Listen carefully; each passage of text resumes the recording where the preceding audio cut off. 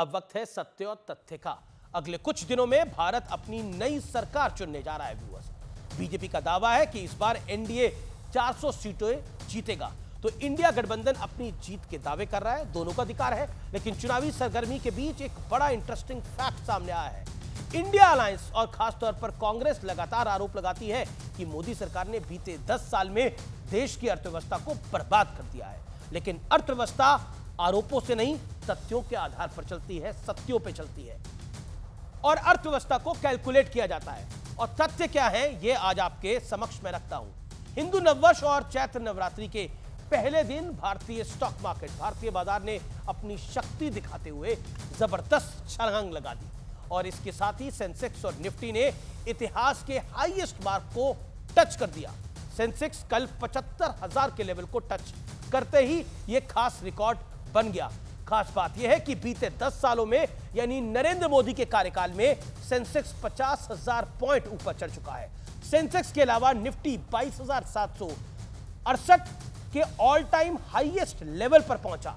इसके साथ ही बीएसई का मार्केट कैप 400 लाख करोड़ के पार निकल गया। इंपॉर्टेंट फैक्ट यह है कि इन 10 सालों में हमने सदी की सबसे बड़ी महामारी कोरोना को झेला है। इसके अलावा दुनिया मंदी के हालात से भी गुजर रही है। आप आसपास हालात देखिए, यूके में हालात देखिए, यूएस में हालात देखिए, चाइना में हालात देखिए, श्रीलंका और पाकिस्तान की तो मैं बात ही नहीं करता। लेकिन भारत की रफ्तार इस दौरान कभी नहीं थमी। 2004 में सेंसेक्स 5,000 के आसपास था, 2006 में 10,000 और 2007 में 20,000 तक पहुंचा। 2014 में मोदी की सरकार आती है, मोदी सरकार सत्ता संभालती है और उस वक्त सेंसेक्स था 25,000 के आसपास और 9 अप्रैल 2024 को यह 75,000 के पास पार पहुंच गया। मार्केट और इकोनॉमी एक्सपर्ट्स का मानना है कि सेंसेक्स जल्द ही 80,000 के पार जा सकता है। ध्यान रखने वाली बात यह है व्यूअर्स, कांग्रेस ने नोटबंदी, जीएसटी को हमेशा पानी पी पी कर कोसा। खासतौर पर राहुल गांधी ने तो कई मौकों पर खुलकर कहा कि नोटबंदी और जीएसटी ने देश के लघु उद्योग यानी स्मॉल स्केल इंडस्ट्री को, इकोनॉमी को तबाह कर दिया है। लेकिन इन दावों के उलट फैक्ट ये है, सत्य ये है, तथ्य ये है कि भारत आज 5वीं बड़ी अर्थव्यवस्था इकोनॉमी है और दुनिया हमारी आर्थिक तरक्की के बारे में बात कर रही है। 2014 के बाद से इंडियन इंस्टीट्यूशंस ने विदेशी इंस्टीट्यूशंस के मुकाबले भारतीय बाजार में 40% ज्यादा इन्वेस्टमेंट हुआ है। दुनिया भर में निफ्टी 214% और सेंसेक्स 210% की ग्रोथ के साथ पहले और दूसरे नंबर का सूचकांक है यानी इंडेक्स है।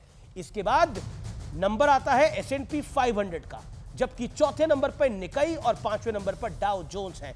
बात साफ है कि नरेंद्र मोदी सरकार ने न सिर्फ देश को बड़ी सैन्य शक्ति बनाया है, बल्कि भारत अब बहुत बड़ी आर्थिक शक्ति बनकर भी उभर रहा है।